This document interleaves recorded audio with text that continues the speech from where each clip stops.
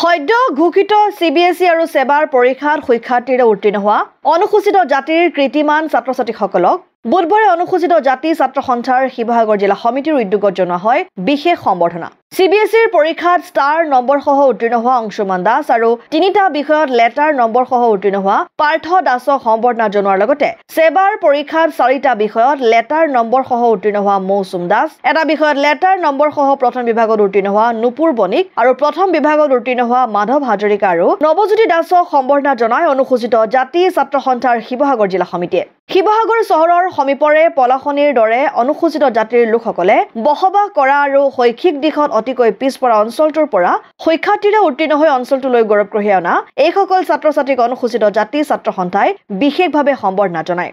মোৰ নাম শ্ৰী অংশুমান দাস। মই শিৱসাগৰ পলাশনি গাঁৱৰ এটা ছাত্ৰ। মই এইবাৰ মেট্ৰিক দিছিলোঁ জৱাহৰ নৱোদয় বিদ্যালয় শিৱসাগৰ অসম। তাত মই 93.16% উত্তীৰ্ণ হ'লোঁ ছখন ছাবজেক্টত। কেনেকুৱা লাগিছে এতিয়া ভাল ৰিজাল্ট কৰিছা তুমি গাঁৱৰ হৈ? ভালেই লাগিছে। কষ্ট কৰিছা কেনেকৈ? কষ্ট কৰা আছে অকণমান। কষ্ট কৰিছিলে, কষ্ট ফল যে পাইছা। আজি কি ক'বা এই মুহূৰ্তত কেনেকুৱা লাগিছে? ইমান ধুনীয়া ভাল ৰিজাল্ট কৰিছা গাঁৱৰ হৈ, কেনেকুৱা লাগিছে অনুভৱটো কেনেকুৱা? গাঁওখনত মানে ভাল ৰিজাল্ট কৰিছোঁ বুলি সকলোৱে কৈছে। আগতে গম পোৱা নাছিলোঁ যে কি গাঁৱত ইমান ভাল ৰিজাল্ট হোৱা নাই। গাঁওখনত বহুতো মানে কষ্ট আছে।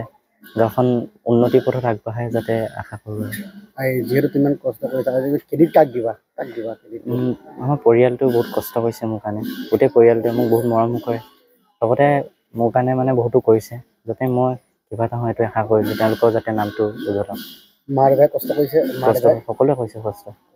আৰু এতিয়া তুমি এইটো ভাল ৰিজাল্ট কৰিছা, ভৱিষ্যতে কি পঢ়িম বুলি ভাবিছা নেকি? লাগিছে এতিয়া বৰ্তমান মই ইমান সঠিক নহয়, সিদ্ধান্ত ইমান ভালছে লোৱা নাই। তথাপি মই হায়াৰ ছেকেণ্ডেৰী পাছটো চাই লওঁ তাৰপিছত। শিৱসাগৰৰ পৰা চৈয়দ মুস্তাকুৰ ৰহমানৰ ৰিপৰ্ট, অসম আদিত্য।